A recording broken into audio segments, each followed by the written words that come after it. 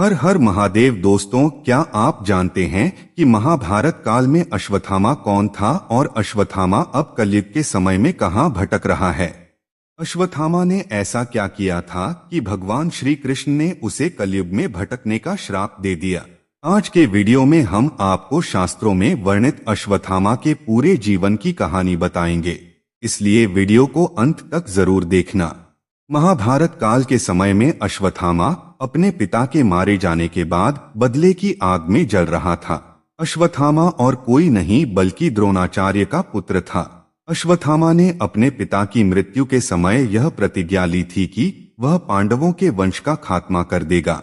इसके बाद अश्वत्थामा ने अंधेरी रात के समय में चुपके से पांडवों के शिविर में जाकर कृपाचार्य तथा कृतवर्मा की सहायता से उसने पांडवों के सभी परिजनों और वंश का नाश कर दिया था। केवल इतना ही नहीं, अश्वत्थामा ने क्रूरता पूर्वक पांडवों के 5 पुत्रों के सिर भी काट डाले थे। अश्वत्थामा के इस कृत्य को देखकर द्रौपदी अत्यंत दुखी हो चुकी थी। अश्वत्थामा द्रौपदी और पांडवों को शोक में देखकर प्रसन्न हो रहा था। इसके पश्चात महाभारत के वीर धनुर्धर अर्जुन भी वहां आ जाता है और अर्जुन ने जब यह भयंकर दृश्य देखा तो उसका भी दिल दहल उठा। उसने उसी क्षण अपने पुत्रों के मृत शरीर के पास खड़े होकर अश्वत्थामा के सिर को काटने की प्रतिज्ञा ली। अर्जुन की यह प्रतिज्ञा सुनकर अश्वत्थामा क्षण भर में वहां से भाग निकला। इसके बाद युधिष्ठिर और भीम अश्वत्थामा के पीछे भागे और साथ ही भगवान श्री कृष्ण और अर्जुन भी अपने रथ पर सवार होकर अश्वत्थामा के पीछे निकल पड़े।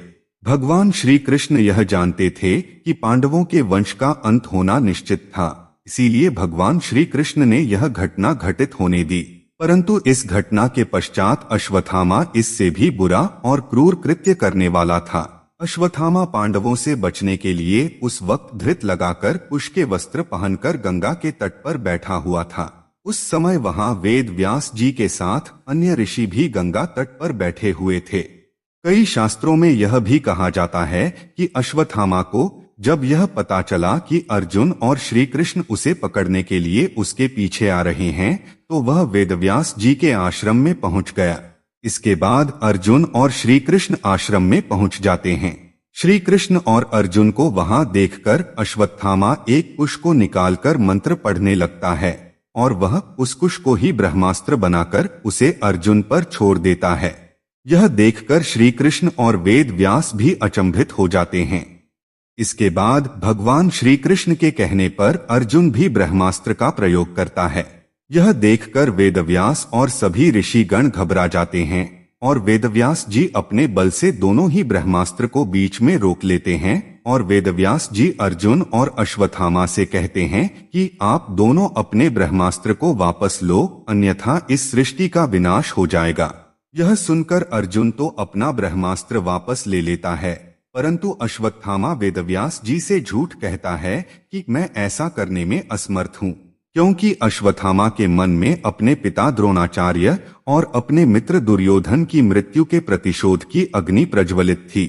अश्वत्थामा यह जानता था कि जब तक उसके मस्तक पर मणि है तब तक उसकी मृत्यु असंभव है। अश्वत्थामा यह भी जानता था कि जो प्रतिज्ञा उसने पांडव वंश को खत्म करने की ले रखी है वह अभी तक पूर्ण नहीं हुई है। इसके बाद अश्वत्थामा अपनी प्रतिज्ञा को पूर्ण करने के लिए उस ब्रह्मास्त्र का रुख अभिमन्यु की पत्नी उत्तरा के गर्भ में पल रहे बालक पर छोड़ देता है। अश्वत्थामा के इस कृत्य को देखकर भगवान श्री कृष्ण अत्यंत क्रोधित हो जाते हैं और इसके पश्चात श्री कृष्ण अत्यंत क्रोध में अश्वत्थामा से कहते हैं कि है अश्वत्थामा, उत्तरा को परीक्षित नामक बालक के जन्म का वरदान पहले से ही प्राप्त है। उसका पुत्र तो होगा ही, परंतु यदि तेरे शस्त्र प्रयोग के कारण उत्तरा के गर्भ में पल रहे शिशु की मृत्यु हुई तो भी मैं उसे जीवित कर दूंगा और वह इस भूमि का सम्राट होगा और तू नीच अश्वत्थामा कहलाएगा। श्री कृष्ण जी आगे कहते हैं कि तू इतने वधों का पाप ढोता हुआ 3000 वर्षों तक निर्जन स्थानों में भटकेगा, परंतु तुझे कभी भी शांति प्राप्त नहीं होगी।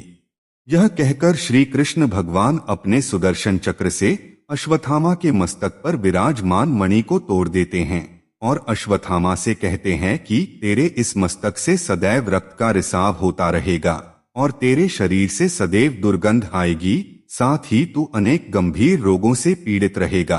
अंत में श्री कृष्ण जी कहते हैं कि है अश्वत्थामा, आज और इसी क्षण से मैं तुझे अमरता का श्राप देता हूँ। इसके बाद अश्वत्थामा अपनी गलतियों के लिए भगवान श्री कृष्ण से क्षमा मांगते हैं। अश्वत्थामा का पश्चाताप देखते हुए श्री कृष्ण भगवान इस पर कहते हैं कि है अश्वत्थामा, यह तुम्हारे कर्मों का फल है और मैं चाहकर भी अब इस श्राप को पूर्ण होने से नहीं रोक सकता। यह सुनकर अश्वत्थामा श्री कृष्ण से कहते हैं कि हे भगवान श्री कृष्ण, यदि ऐसा ही है तो आप मुझे मनुष्यों में केवल व्यास मुनि के साथ रहने की आज्ञा दे दीजिए, क्योंकि मैं सिर्फ उनके साथ ही रहना चाहता हूँ। यह सुनकर कृष्ण भगवान अश्वत्थामा को वेदव्यास जी के साथ रहने की आज्ञा दे देते हैं। यदि बात की जाए कि कलयुग में क्या अश्वत्थामा आज भी जीवित है या नहीं, तो इस विषय में शास्त्रों और विद्वानों के बीच मतभेद है। कुछ विद्वान मानते हैं कि अश्वत्थामा को केवल 3000 वर्षों तक का ही श्राप मिला था और आज के समय में महाभारत के 5000 वर्ष पूर्ण हो चुके हैं, जिससे विद्वान यह अनुमान लगाते हैं कि अश्वत्थामा का श्राप 2000 वर्ष पूर्व ही पूर्ण हो चुका है और श्राप पूर्ण होने के पश्चात अश्वत्थामा की मृत्यु हो चुकी है। परंतु शास्त्रों के अनुसार यह माना जाता है कि अश्वत्थामा को भगवान श्री कृष्ण ने अमरत्व का श्राप दिया, जिस कारण अश्वत्थामा कलयुग में भी जीवित है।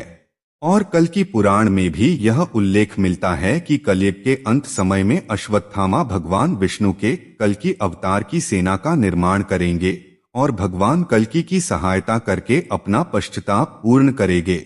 हालांकि आप कमेंट करके जरूर बताएं कि क्या अश्वत्थामा आज भी जीवित है या नहीं। और आप सभी से एक और निवेदन है कि इस वीडियो को लाइक करके हमारे इस छोटे से चैनल को सब्सक्राइब जरूर करें और इस वीडियो को अधिक से अधिक शेयर करें। धन्यवाद।